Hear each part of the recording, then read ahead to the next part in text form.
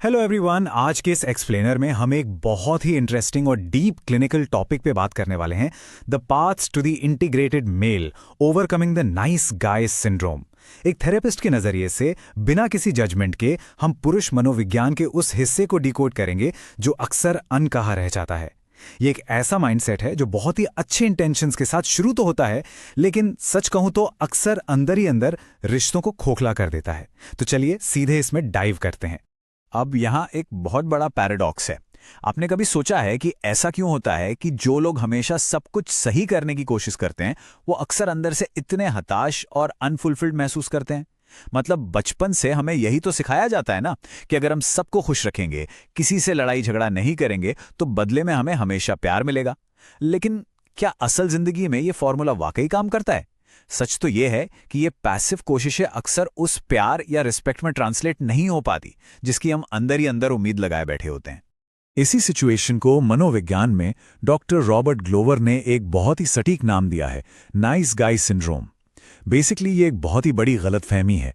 इंसान को लगने लगता है कि अगर वो बहुत अच्छा है, हमेशा दूसरों की परवाह करता है और बहुत ज्यादा गिविंग है, तो उसे बिना मांगे ही प्यार मिल जाएगा।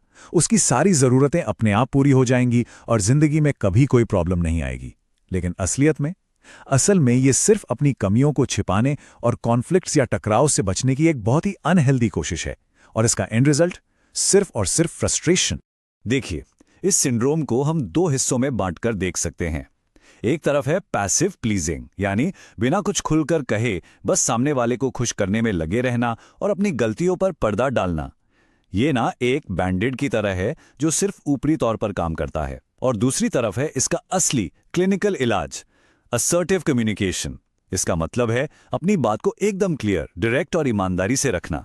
जब तक आप बिना डरे ऑनेस्टली कम्युनिकेट नहीं करेंगे, तब तक इस सिंड्रोम से बाहर आना लगभग नामुमकिन है। और पता है, इसी पैसिव बिहेवियर से एक बहुत ही डेंजरस साइकोलॉजिकल पैटर्न पैदा होता है। इसे हम कहते हैं द कोवर्ट कॉन्ट्रैक्ट, या एक छिपी हुई शर्त। ये एक ऐसा अनकहा सा एग्रीमेंट है जहां आप मन ही मन सोचते हैं, ठीक है, मैं तुम्हारे लिए ये कर रहा हूं, तो बदले में तुम मेरे लिए वो करोगे। और हां, हम दोनों ऐसा प्रिटेंड करेंगे जैसे ऐसा कोई एग्रीमेंट है ही नहीं।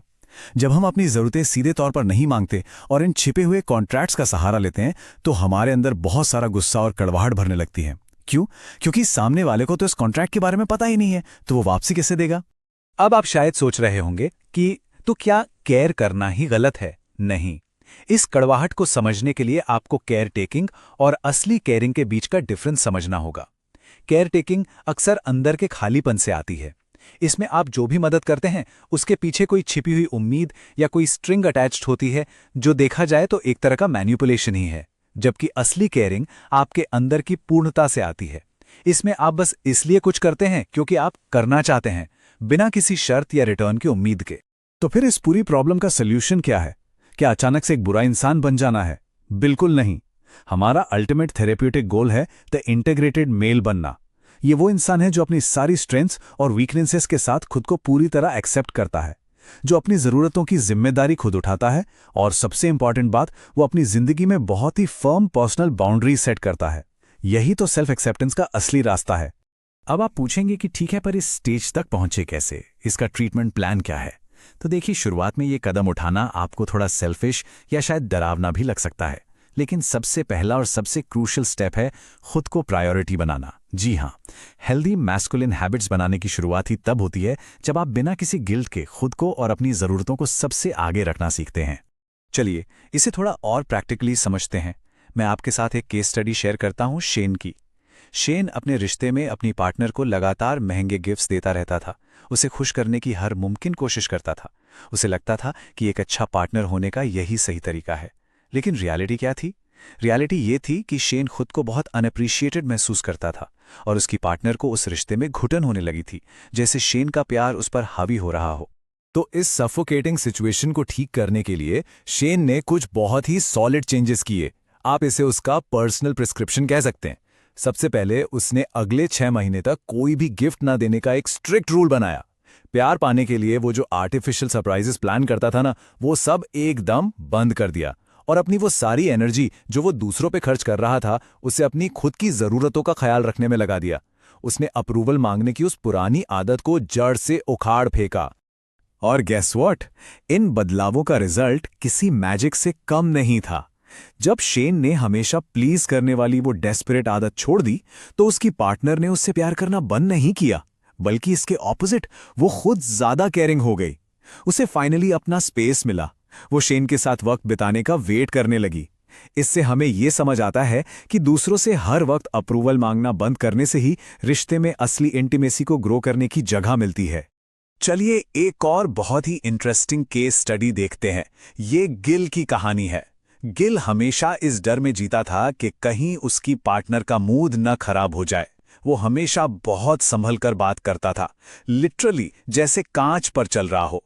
और जैसे ही उसकी पार्टनर को गुस्सा आता, गिल फौरन उसे फिक्स करने में लग जाता। इस पूरे प्रोसेस में आप यकीन नहीं मानेंगे, गिल की अपनी खुद की कोई इंडिपेंडेंट लाइफ बची ही नहीं थी। तो गिल के लिए इंटीग्रेशन का रास्ता कैसा था? उसने सबसे पहले अपनी पार्टनर की हर इमोशनल प्रॉब्लम को फिक्स करने की वो जो आदत थी, उसे हमेशा के लिए बंद कर दिया। उसने अपने मेंटल पीस को अपनी पार्टनर के बदलते मूड से डिटैच करना सीख लिया। और सबसे बड़ी बात, उसने खुद के नए इंटरेस्ट डेवलप किए और बाहर अपनी दोस्तियां मजबूत की।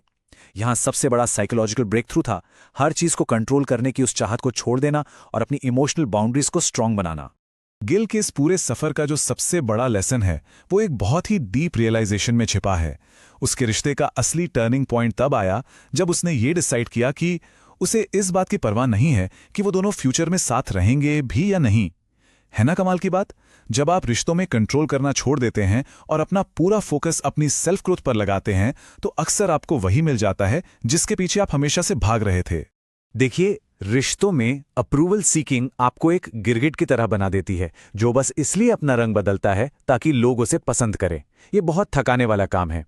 लेकिन इसका असली एंटीडोट है ऑनेस्ट कम्युनिकेशन, यानी बिना किसी डर के अपनी बात रखना। अगर आप एक स्ट्रांग और डीप कनेक्शन चाहते हैं तो सच बोलना बहुत जरूरी है, फिर चाहे उससे थोड़ी देर के लिए कोई बहस या कॉन्फ्लिक्ट ही क्यों ना हो जाए।